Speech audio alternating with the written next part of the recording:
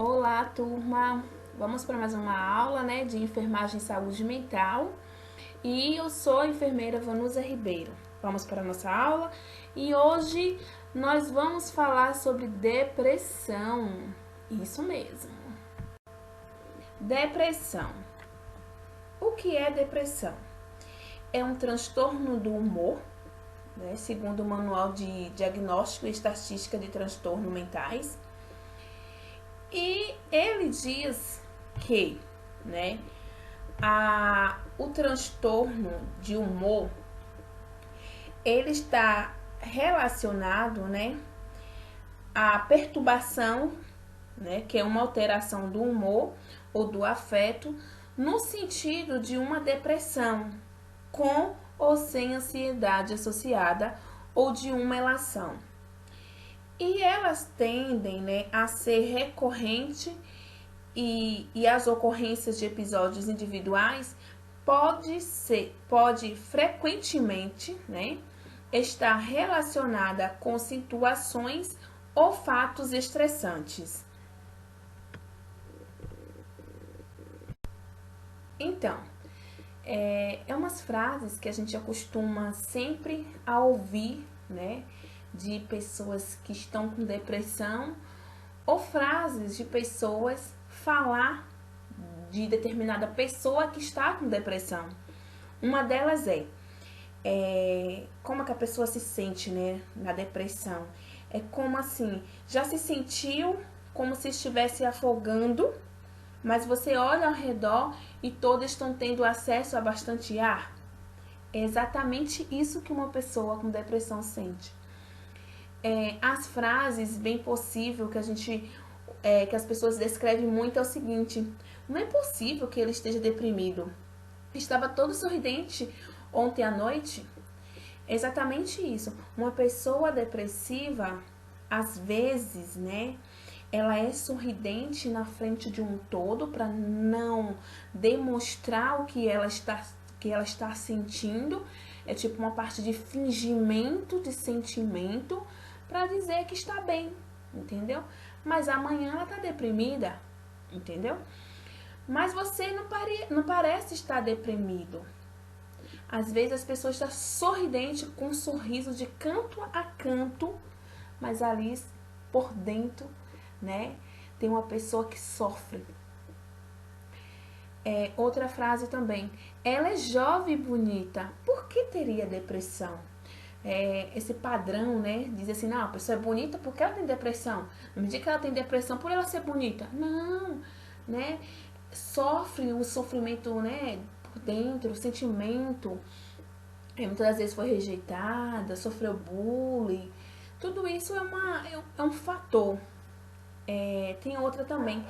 Ele tem tudo na vida: um bom emprego, uma família feliz, estabilidade financeira. Não faz sentido ter depressão. Então, assim, o que essas frases querem te dizer? Que a depressão, ela não tem o padrão. Vou atingir só aquele ali. Não. Ela atinge a Jó, a Pedro, a Judas, a qualquer uma pessoa. Em 100 milhões de pessoas no mundo, ali ela não tá, podemos dizer assim, que ela não tá nem aí. Ela vai atingir, ela não tem aquele padrão, como eu disse anteriormente, ela não tem, Hoje, ela é considerada a doença do século. E pela estatística diz que 10% da população mundial é depressivo. Então, assim, para vocês entenderem, que a depressão, ela não tem esse padrão. E os mais comuns são os distúrbios psiquiátricos, E atinge a incapacitação funcional. E eu botei para vocês as interpretações, que tem sobre a depressão.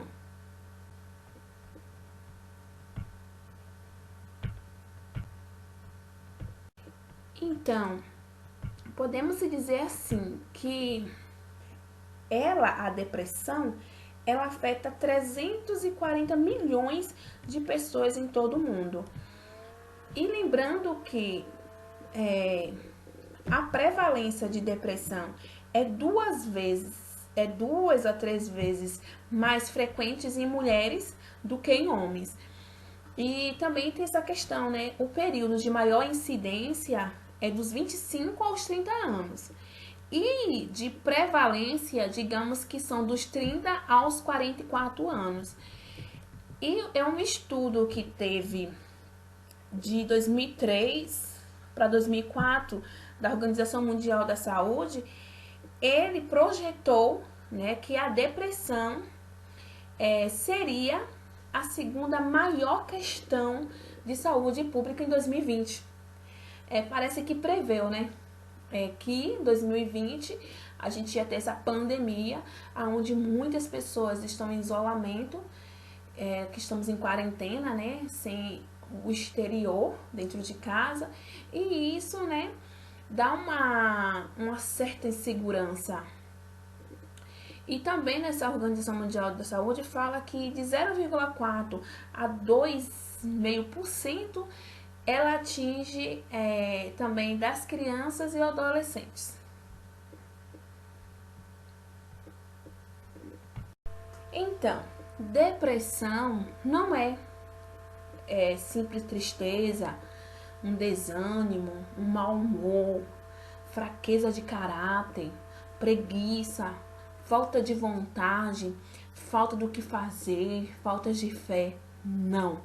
Depressão não é isso. Porque muita gente coloca esse parâmetro, né? Ah, tá com depressão porque não crê em Deus. Ah, tá com depressão, isso é frescura. Ah, tá desanimada assim, isso é depressão. Ah, esse mau humor aí, hein? É depressão. Então, isso não é depressão. É tantos o que não é depressão, que agora eu vou falar para vocês o que é exatamente a depressão. A depressão, ela é uma doença silenciosa que pode afetar pessoas de todas as idades, inclusive crianças, né? Como lá na frente eu falei para vocês, que de 0,4 a 2,5% ela atinge também crianças e adolescentes. E a depressão, ela requer tratamento. E a depressão, ela é caracterizada-se por um conjunto de sintomas que provocam um profundo sofrimento psíquico, o que, por sua vez, leva a alterações comportamentais. A pessoa deprimida sente-se infeliz, inadequada, incapaz de lidar com as demandas da vida, sem esperança e sem futuro. Em geral, manifesta-se diante de situações de perdas, crises e mudanças. Uma pessoa com depressão, ela não tem expectativa de vida. É como se ela vivesse hoje e tipo, amanhã não vai vir. Porque ela não tem a expectativa de que amanhã vai vir. Ela vive só hoje. Então, assim, a tristeza é isso aí dela. Então, sintomas principais. Tristeza e abatimento intenso e prolongado, crise de choro sem motivo aparente, perda de interesses pelas atividades corriqueiras, apatia, inércia e desânimo, fadiga, o isolamento e pensamento suicida. Esses são dos principais sintomas. Mas, professora, como é que a gente coloca para a gente aprender a dividir? Então, a depressão é dividida em 2 grupos, o físico e o emocional, né? Quando se entra no emocional, eu coloco o quê? A tristeza, né? Entra no emocional, a ansiedade, a compulsão, né? O aborrecimento, preocupação, a culpa, sensação de não ter valor, a irritabilidade, entra a desesperança, alteração repentina de humor, também entra a sensação de que nada dá prazer. Entra também a sensação que ele quer distanciamento emocional das pessoas que os rodeiam. E a parte emocional também entra aquela parte de sentir-se só. Ele se sente só. E a sensação de vazio. E o maior de todos também, né? A insatisfação com a vida em geral. Por isso que entra a parte de ele querer cometer suicídio. E na parte física, entra a perda de peso, né? Que fica sem comer, né? Sem dieta. Ou alguns também, que a depressão, como eu disse pra vocês, ela não escolhe quem. Tem a parte física, perda de peso ou aumento de peso significativo.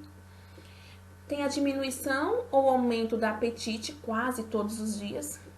Insônia, ou a hipersonia, que é a necessidade de dormir muito, quase todos os dias. Tem a inibição ou a lentidão de movimentos.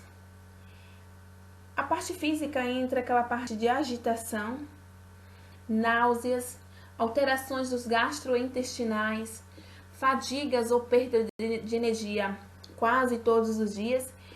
E entra também a parte física, a irregularidade no ciclo menstrual. Como eu disse para vocês, né? Que ela atinge mais mulheres.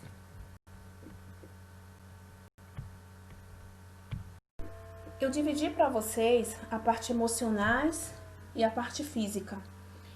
Mas também eu dividi esse slide para vocês em sintomas principais e secundários. Eu falei para vocês no slide anterior sobre os sintomas principais. Agora eu vou falar para vocês os sintomas secundários. Mesmo que eu tenha repetido nas partes emocionais e físico. Então, no sintoma secundário temos o pessimismo em relação ao futuro, insegurança e medo. Entra também a autoestima e a autoconfiança reduzida. Ah, me sinto feia. Ah, eu não vou conseguir. Sentimentos de culpa e de inutilidade. Ah, eu não sirvo para isso. Tudo que aconteceu é culpa minha. Irritabilidade. Ah, isso me irrita. Não gosto disso, né? Dificuldade de concentração e atenção. Ao mesmo tempo que está fazendo determinada coisa, daqui a pouco está fazendo outra coisa. Falhas de memória. Rapidamente está fazendo uma coisa, desvia até caminhos, porque tem falhas de memória. A memória é tipo aqueles apagão. Alteração do sono e do apetite. Tem gente que come muito e tem gente que não come muito. Tem gente que engorda, né? Como eu falei pra vocês lá dos sintomas físicos. Engorda, tem outros que emagrecem. Então vai por organismo, né? Ah, e não podemos esquecer, né, que também ela é dividida em comportamentais, né? Que entra aquela parte de crise de choro, que ela quer se isolar-se, né? Quer fechar-se em casa, ataque de zanga, a perda de interesse, né, pela aparência física, acaba não se amando, né? A ausência de realização de atividades que antigamente se davam prazer, né? E naquele momento, quando ela entra em depressão, já não sente mais amor nem prazer pelas atividades que ela já fazia. Incapacidade de lidar com as tarefas diárias e também entra o consumo de álcool e drogas. E o comportamento de automutilação, como eu falei para vocês, né? Que essa parte comportamentais também a gente não podemos deixar de falar. E o pensamento, né, de uma pessoa depressiva é que ela se sente um falho. E o mais comum, né, ela autocriticar-se, né, frequentemente. E o pensamento de que não é possível ser ajudado, ou seja, não é possível ajudar essa pessoa. E a gente debate sempre o mesmo ponto, que a depressão, ela tem aquele pessimismo em relação ao futuro. E o pensamento sobre morte e ideia de suicídio é presente em todos os aspectos. A perda de confiança e a autoimagem negativa, nunca se sente bem, né? Nunca se sente bela. E o pensamento de que se odeia a si próprio. Por ela se odiar a si próprio que ela quer cometer o suicídio.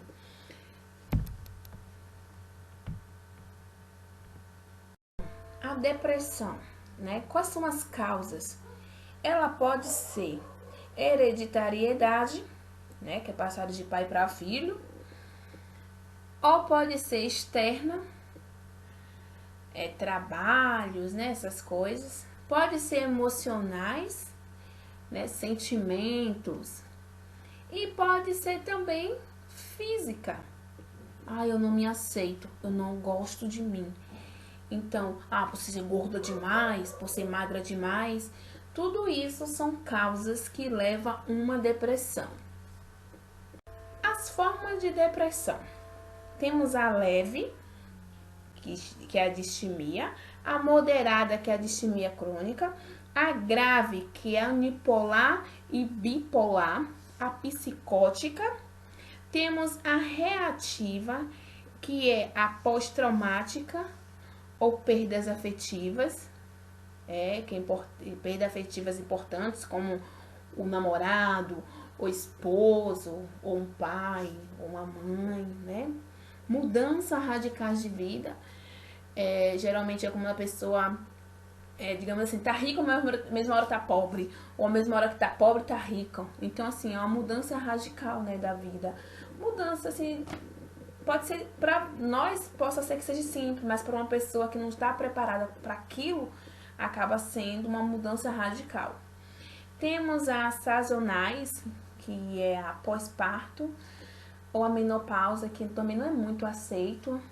A aposentadoria, não quero me aposentar, não me aceito velho, né?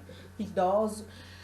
Aí entra também nessa parte. Temos a orgânica e a depressão sênior. Entra essa prevenção e tratamento, ela vê o ser humano integral, né, que é o todo, o corpo, espírito e alma. Também entra nessa parte de prevenção e tratamento, porque não adianta só meu corpo estar bem e meu espírito não estar bem. Então, ela trabalha ao todo. A prevenção e o tratamento tem que ser envolvido o ser humano na parte integral. Prevenção e tratamento.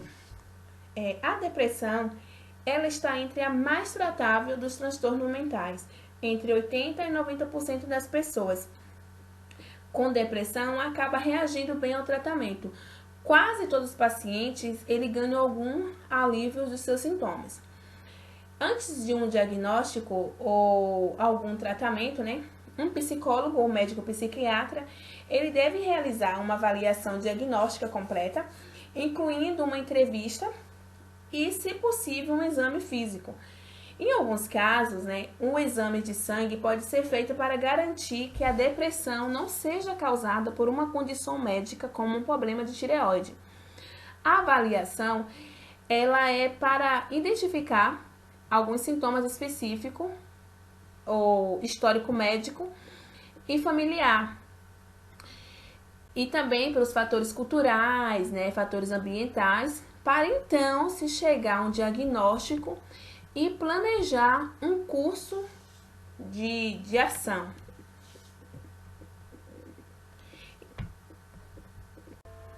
Então, quando a gente trabalha, né, a prevenção e tratamento, que a gente fala do ser humano em um todo, que é a parte do corpo, espírito e alma, a depressão, você precisa sair da negação, reconhecer o problema, admitir que precisa de ajuda e buscar ajuda.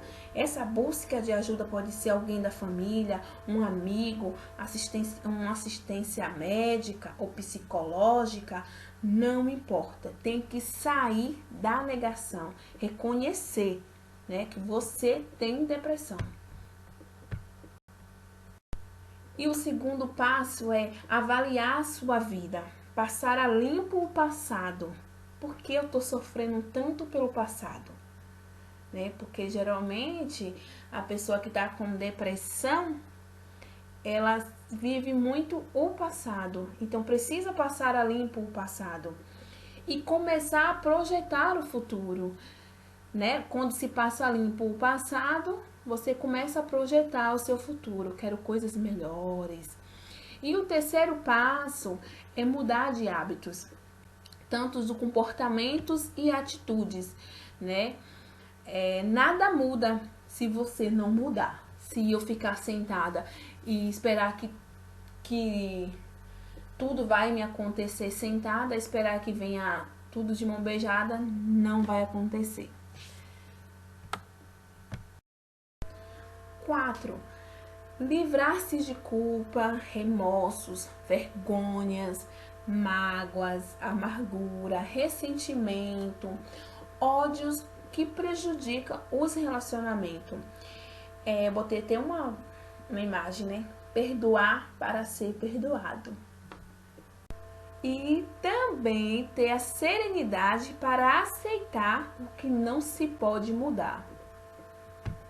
Eu achei essa oração, é uma conversa, né, bem interessante nesse slide, eu vou ler para vocês. Deus, conceda a mim a serenidade para aceitar aquilo que eu não posso mudar, a coragem para mudar o que me for possível e a sabedoria para saber discernir entre as duas, vivendo um dia de cada vez, apreciando o momento de cada vez, recebendo as dificuldades como um caminho para a paz, aceitando este mundo cheio de pecado como ele é, assim como fez Jesus, e não como gostaria que ele fosse, confiando que o Senhor fará tudo dar certo se eu me entregar à sua vontade, pois assim poderei ser razoavelmente feliz nesta vida e supremamente feliz ao seu lado na eternidade. Amém. E eu deixo também uma mensagem para vocês, que depressão não é um sinal de fraqueza.